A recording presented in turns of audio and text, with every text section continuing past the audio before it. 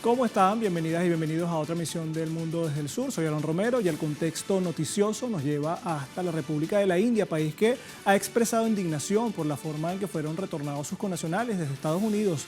Los testimonios de las personas deportadas desde el país norteamericano hacia la India dan cuenta del hermetismo, por ejemplo, de las autoridades migratorias de Estados Unidos sobre el destino final que tenían los migrantes de la India. También los traslados en cadenas durante largos periodos en los aviones militares de Estados Unidos, así como otra serie de denuncias. Recordamos entonces las medidas antimigrantes que forman parte de la campaña o que formaron parte de la campaña electoral del presidente Donald Trump y que desde el 20 de enero ha ejecutado esta medida no solamente contra la India, sino contra varios países de América Latina como Brasil y Colombia, mientras envía también a sus funcionarios para ejercer presión sobre los gobiernos de la región. Sobre este tema estaremos ampliando de inmediato, pero vamos antes con la pregunta del día. Debemos recordarles que a través de nuestras redes sociales, a lo largo de esta jornada, hemos sondeado la opinión de ustedes sobre nuestro tema. Algunos quizás ya han respondido la pregunta que les hicimos al respecto, y es que la indignación en el mundo ante los maltratos de los migrantes por parte de Estados Unidos. En India denuncian el trato inhumano a sus ciudadanos deportados que viajaron encadenados durante 40 horas. ¿En qué se traduce esto? Bueno, tenemos varias opciones: incremento de las políticas fascistas de Donald Trump, criminalización de los migrantes, vulneración de los derechos internacionales. Ahí tienen entonces todas las opciones. Si aún no ha participado, puede hacerlo, porque más adelante revisaremos y asociaremos todas estas respuestas. Ahora vamos de inmediato con el análisis y vamos a hacerlo de inmediato con nuestra invitada. Ella es Esther Ceseña, internacional. Ella es analista internacional, justamente, ya la tenemos en pantalla, de la Universidad de la UNAM en México, quien nos acompaña también desde este querido y hermano país. Esther, bienvenida a Telesur, ¿cómo te va? Muy bien, gracias. Esther, fíjate, parece que hay una política desde el gobierno de Estados Unidos de culpar a los migrantes sobre lo que acontece en esta nación. Prácticamente se intenta culpar a los migrantes por la deuda social, por lo que ha estado pasando durante todos estos años a lo largo de esta serie de gobiernos en Estados Unidos.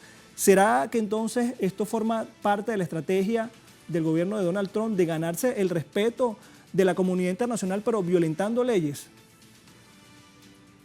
Bueno, no sé qué respeto se pueda ganar. Yo creo que en primer lugar quiere conquistar o asegurar parte de la opinión pública interna de Estados Unidos, porque él ha estado promoviendo la idea de que el problema, por ejemplo, del desempleo, de la pérdida de capacidad adquisitiva de la población de Estados Unidos, de, por ejemplo, el aumento de los homeless, la pérdida de casas, coches, porque ya no pueden solventar los créditos que tienen. Todo eso, la culpa la tienen los migrantes porque llegan a Estados Unidos, les quitan empleos y posibilidades.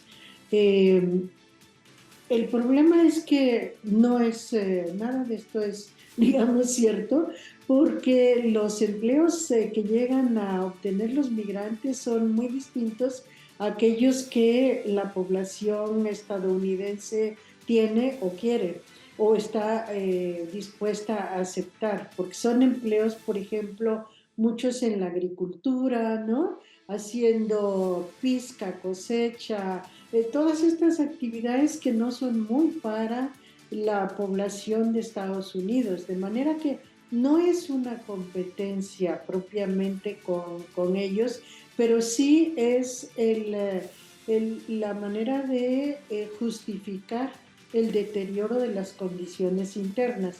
Entonces eso por un lado. Por otro lado, hacia el exterior no está conquistando opinión pública. Yo creo que la está perdiendo, es decir, en el momento en que empieza a hacer todas estas deportaciones, lo que se intenta es intimidar a los otros países. Intimidar, por ejemplo, a estos países desde donde provienen los migrantes: México, Colombia, Brasil, la India, tantos otros, ¿no? Porque vienen de todas partes del mundo. Vienen muchos de África, de Haití, de las islas del Caribe, en fin.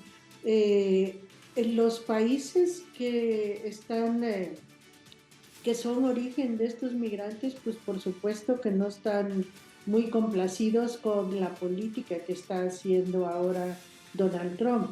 Pero el resto de los países tampoco, porque es una manera muy indigna de tratar a los migrantes, o sea, estos grilletes que les ponen, esta manera de trasladarlos 40 horas, por ejemplo, a la India, sin permitirles ni siquiera levantarse del asiento, o sea, con todo el riesgo que eso tiene cuando uno no se mueve en un avión, en fin, todo eso que nos hace pensar en la manera como se llevaron prisioneros del Asia Central cuando las guerras, cuando Irak, cuando Afganistán, y que llevaban gente que no tenía realmente nada que ver, como se comprobó muchísimo, los llevaban a Guantánamo y los llevaban en esas mismas condiciones, o sea, esposados, engrilletados, maltratados, sin permitirles a veces alimentarse. O sea, todo esto que es como una parte de la guerra que ellos acostumbran a hacer, o sea, es como uno de los tantos aspectos que tienen esas guerras, pues eso mismo están aplicando hoy en día contra los migrantes, cuando la explicación de la migración en gran medida tiene que ver con la manera como el propio Estados Unidos y sus empresas han expoliado al mundo en términos generales. Ana Esther, fíjate, ayúdanos a entender también estas cifras, ¿no? Justamente el Instituto Nacional de Migración de México ha dicho que han sido repatriados unos 8.000 connacionales de mexicanos hacia suelo estadounidense. Durante un acto de prensa, por ejemplo, del comisionado del Instituto Nacional de Inmigración, Francisco Garduño, afirmó que además de los mexicanos fueron deportados más de 2.000 extranjeros desde el vecino país para ser atendidos en centros de recepción mexicanos establecidos antes de la toma de posesión del magnate. Ana Esther, fíjate, estamos hablando de 8.000 inmigrantes mexicanos. Prácticamente el gobierno de Estados Unidos le pide a la presidenta de México que haya más controles sobre el flujo de migrantes desde el territorio mexicano.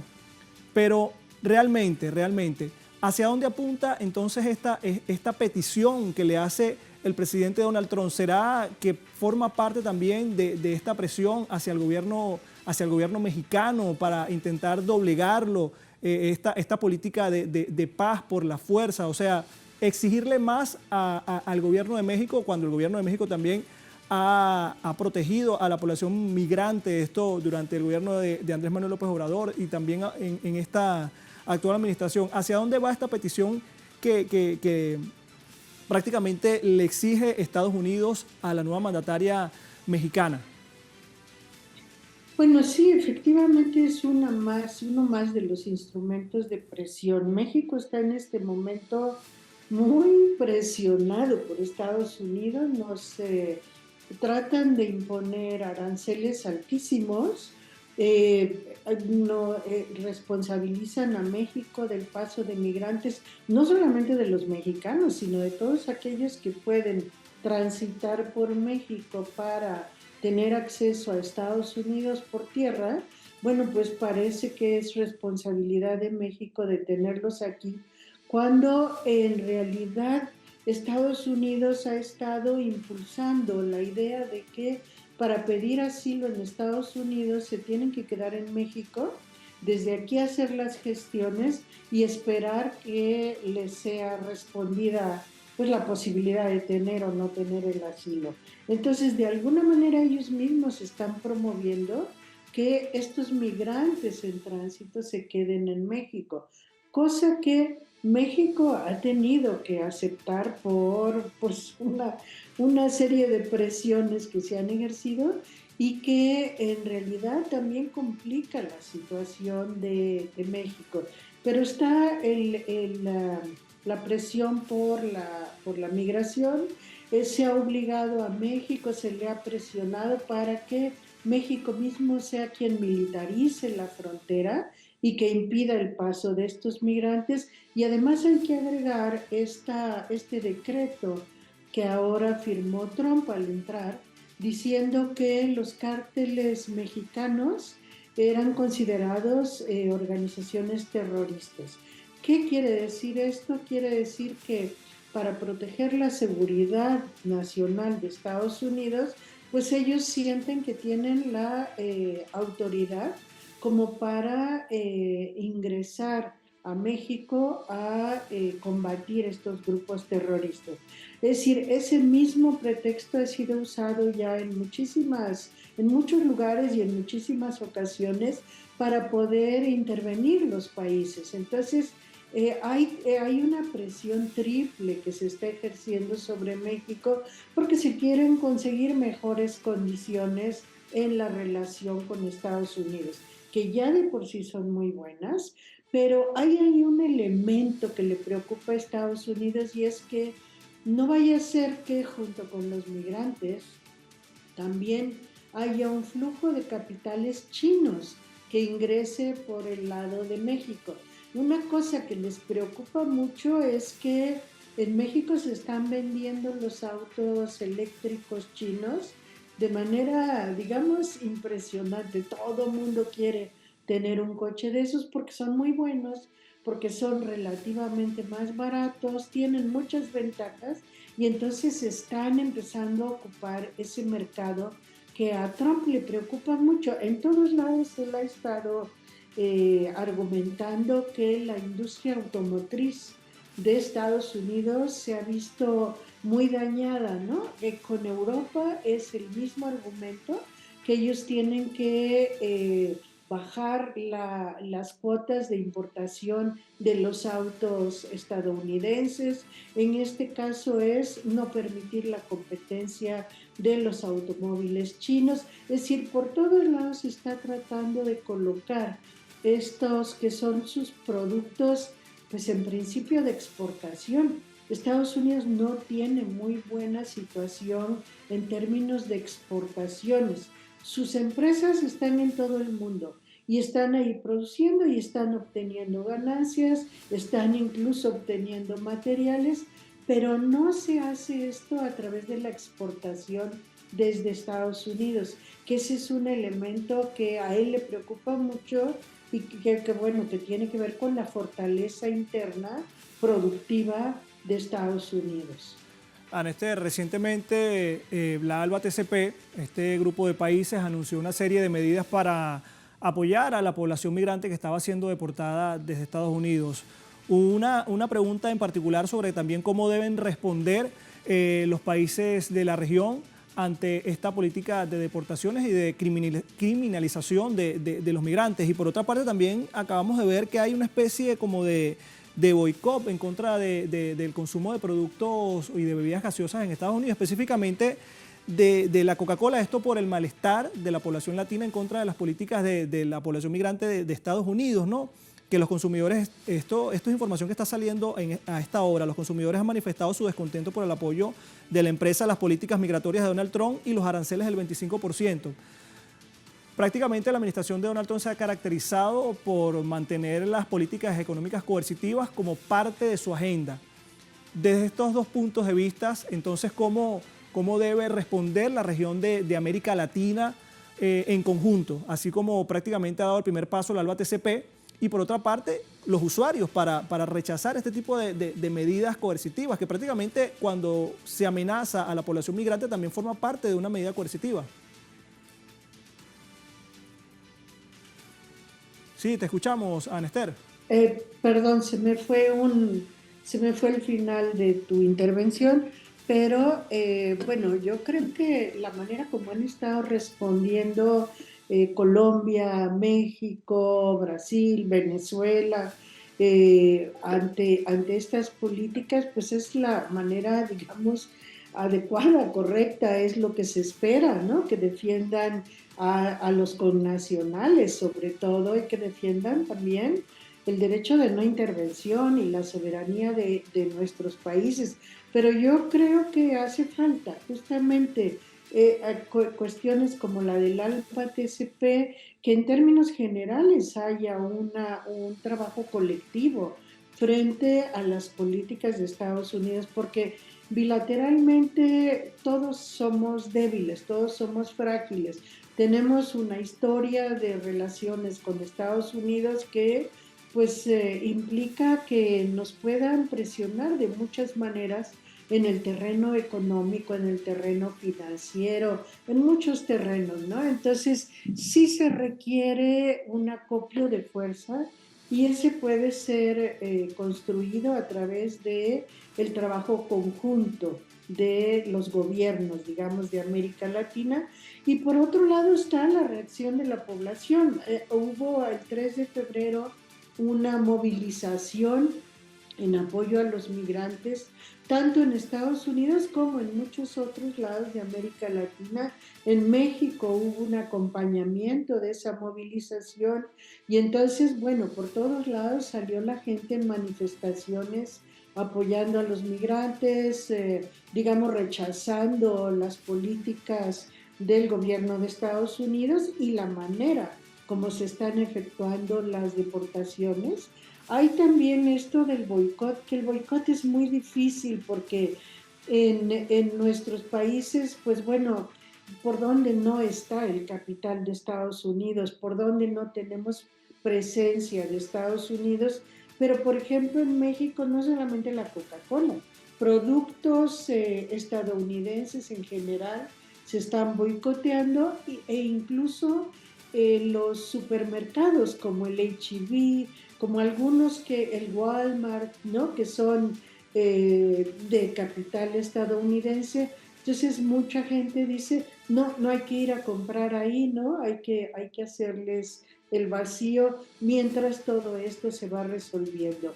Yo creo que por poco impacto que pudieran tener estas medidas o estas movilizaciones, es de todas maneras muy significativo y bueno, hay que reforzarlo, ¿no? Y hay que reforzar el trabajo colectivo de América Latina para enfrentar pues las políticas que hay hoy en día desde Estados Unidos y las que vienen, porque aquí no va a parar. Ana Esther Ceseña, gracias por acompañarnos en esta parte de análisis para el mundo desde el sur. Será hasta la próxima. Hasta luego, un abrazo.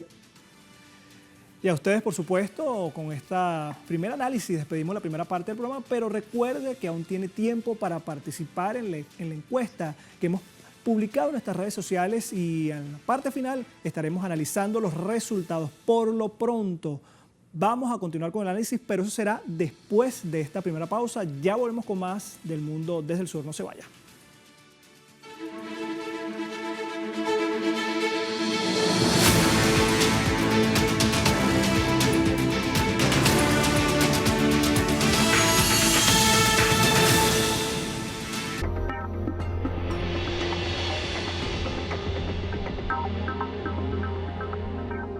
Yo siempre les explico a los pacientes que el tener diabetes es como si estuviesen enfermos del corazón. ¿Por qué?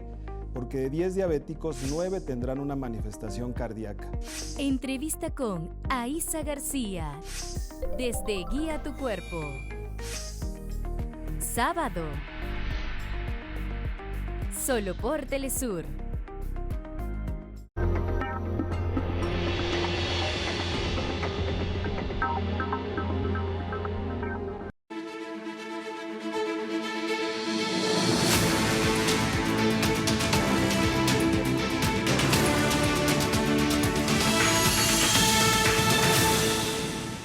Seguimos con más del mundo desde el sur y en esta segunda parte relacionada también con el tema de las políticas antimigratorias de Estados Unidos tenemos de inmediato a Lisbeth Meléndez. Ella es analista internacional de políticas estadounidenses. Lisbeth, bienvenida a Telesur, ¿cómo te va? Bien, gracias. Lisbeth, hablamos de las políticas antimigrantes de Estados Unidos, pero puertas adentro. Los medios refieren que hay como una especie de paralización temporal en contra de esta medida del gobierno de Donald Trump de eliminar la nacionalidad, esto por nacimiento. ¿Es temporal, Lisbeth? Te pregunto si esto se va a mantener de manera así, como han dicho los medios, temporal, o el gobierno de Estados Unidos va a recurrir a otro argumento jurídico para tratar de eliminar la nacionalidad por nacimiento, esto para también impulsar esta política antimigratoria. ¿Cuál es tu análisis y tu opinión? Bueno, la 14ª enmienda de los Estados Unidos, cual nos da el derecho a la ciudadanía por nacimiento, es una enmienda que fue pasada no solamente por el Congreso estadounidense, pero por la mayoría de los estados en efecto en aquel momento. O sea, casi tienen que ser aproximadamente 40 estados tienen que pasar la enmienda, 37 para ser exactos. El presidente de los Estados Unidos no tiene el derecho constitucional de eliminar secciones o partes de la 14ª enmienda, a menos que el gobierno no comience una enmienda constitucional que de esa manera entonces elimina esas secciones del acta, o por parte y que sea instruido por la Corte Suprema. O sea, el proceso sería muy largo.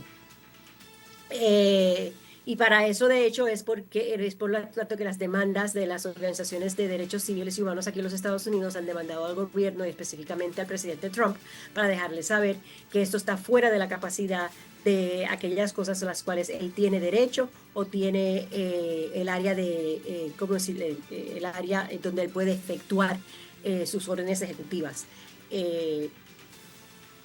La parte de esta estrategia es simple y sencillamente para aquellos que no estudian o no conocen la Constitución estadounidense, actuar de manera propia. Lo que quiere decir, por ejemplo, es que muchas personas se dan de alta, no protestan, y de esa manera entonces erode el poder de la enmienda y se echa al olvido. Acuérdate que aparte de la Constitución estadounidense existen 25 enmiendas que se le han hecho a la Constitución estadounidense, de las cuales hay un proceso. Va a ser ¿cómo decirte? Este paro temporero, no, es permanente en realidad porque no tiene efecto legal, es ilegal. Que el gobierno del presidente Trump le haga caso a la legalidad o ilegalidad de sus acciones, eso es otro cuento. Y ahora dentro o en el marco de estas políticas de shock contra los migrantes en Estados Unidos también se ha anunciado el envío del primer vuelo de migrantes hacia la base ilegal de Guantánamo que tiene Estados Unidos en Cuba. Según las autoridades, durante esta misma semana se realizó el primer vuelo hacia Guantánamo con más de 10 grupos de inmigrantes y presuntos criminales, ¿no? Se trataría del primer vuelo hacia la entidad, mayormente conocida por retener a los implicados, esto luego de los atentados terroristas del 11 de septiembre del año 2001. Lisbeth, te pregunto, dentro de estas políticas antimigratorias también se intenta como criminalizar directamente a la población migrante. ¿Por qué se amenaza a la población migrante con este tipo de denuncias? ¿Cuál es el intento de llevar a miles de personas hacia centros de detención prácticamente colocándolas a todos en un mismo saco, como se dice coloquialmente, ¿no? A las personas que no estén vinculadas precisamente con delitos y a las personas que están vinculadas directamente? O sea, ¿por qué colocarlos a todos en un centro de detención? Bueno, dos cosas que tenemos que aclarar en esto. La primera es la respuesta a tu pregunta, el por qué es sencillo, 2 palabras: supremacía blanca. Y el establecimiento de personas que se encuentran en poder de los Estados Unidos, elegidas y no elegidas, cuales están estableciendo un sistema fascista, increíblemente un regreso a los 1700 en los Estados Unidos, cuando aquellas personas de no descendencia blanca, invasores de un país que no les pertenecía, convencieron, un 4% de la población convenció al otro 96% que para ellos ser el poder superior, el ser superior, tanto y llamado como el divino, necesitaban pararse en los hombros de aquellos que siempre, por ya sea color, etnicidad o género, el hombre blanco era mucho mejor que ellos, ¿no? Y en cuanto a la criminalización del inmigrante, vamos a hacer claro que el presidente Trump ha sido muy explícito en dejarnos saber que cualquier cualquier inmigrante indocumentado en los Estados Unidos ha cometido un crimen. Cuando él hizo campaña basado en el hecho de que iba solamente a expulsar a criminales, lo que muchas personas oyeron fueron personas que habían cometido robos, que habían cometido asesinatos, que estaban en el puesto de corte. No, lo que él en realidad quiso decir, y muchos de nosotros advertimos al público en esto, fue que él quería decir que cualquier persona que hubiera roto las reglas de inmigración en este continente, que hubiera cruzado la frontera sin sus propios papeles, sin sus propias visas, que se quedó más allá de la visa, cualquier cosa que se considere un crimen bajo las leyes de inmigración en este país, significa que que eres criminal, no importa si has cometido un crimen. ¿Cómo decir? Es difícil explicarlo, ¿no? Porque estamos utilizando la palabra crimen para decir que si tú cruzaste el río, eres criminal. Punto y se acabó. Si entraste por la frontera, si te quedaste más allá de la meta, eres criminal. Todos son criminales y los hijos de ellos, por consecuencia, son criminales. Lisbeth, finalmente, ¿crees tú que, por ejemplo, la decadencia del sistema capitalista, no solamente en Estados Unidos, sino en los países que también quieren copiar este modelo de Estados Unidos, las medidas coercitivas que aplica, por ejemplo, el gobierno de Estados Unidos en contra de los países o de los pueblos del sur global, también la expoliación de sus recursos, de la población del sur global, ¿crees que estas condiciones prácticamente maximicen la condición de migrantes, expulsen a las personas de sus países de origen a buscar el supuesto sueño norteamericano, que bueno, que ya lo hemos analizado prácticamente? Bueno, vamos, la respuesta es clara. El sistema capitalista se encuentra en decadencia. La persona que está aferrada, el sistema político que esté aferrado a ese sistema va a hacer todo lo posible por no hacerse responsable por el sufrimiento, por el abuso y por el robo de los recursos tanto humanos como terrestres alrededor de hacerse rico, ¿no? ¿Qué quiere decir eso? Que nos encontramos en unos momentos donde estos gobiernos y estos sistemas de gobierno se están aferrando más y más a un sistema derechista, abusador, ultraderechista, abusador, donde los inmigrantes se han convertido en las poblaciones en las cuales otros habían pasado su experiencia. Tanto aquí en los Estados Unidos, aunque aún en juego, el racismo, el sexismo, el hecho de que ahora mismo, por ejemplo, se estén arrestando no solamente a inmigrantes latinoamericanos, porque muy pocos, vamos a ser claros, muy pocos blancos han sido arrestados bajo estas redadas. El enfoque es en el inmigrante de color, ya sea caribeño, ya sea asiático o latinoamericano, con la mayoría siendo latinoamericanos. El sur global. No podemos olvidar que hacer eso, entonces se están tratando de comprar tiempo para sobrevivir, tiempo para crear un axis global de personas trimillonarias. No te estoy hablando de billonarios, estoy hablando de trimillonarios ya, cuales controlan las riquezas de los países y se aferran más y nada que nunca al hecho de tener este tipo de riqueza monetaria sin darse cuenta de los abusos, no sin darse cuenta, por el contrario, a propósito, abusar los recursos de nuestros países. Y lo que sí yo quiero aclarar en algo muy, muy claro es que nosotros hemos estado hablando aún de nuestros propios países como si estas negociaciones sobre los aranceles sería para mejorar la situación de los inmigrantes, etc. Si tú miras la resolución de los aranceles para Canadá, para Panamá, para México, para Colombia, al final del día estos países latinoamericanos y Canadá como un país norteamericano no han cambiado su estancia. Por el contrario, si tú analizas en realidad la posición en la cual Trump se encuentra en este momento, Trump perdió esas peleas porque esos países dijeron que iban a hacer lo mismo que le habían prometido a Biden. Esto no ha cambiado. Aún así, nosotros seguimos siendo parte de ¿cómo decirte? De ese espejo de humo cual la administración de Trump está utilizando para abusar y robarse el bienestar del país. Lisbeth Meléndez, gracias por acompañarnos en este análisis. Siempre es un placer. Igualmente. Y a ustedes, muchísimas gracias por acompañarnos en esta nueva emisión del Mundo del Sur. Siga con Telesur. Entonces, será hasta la próxima.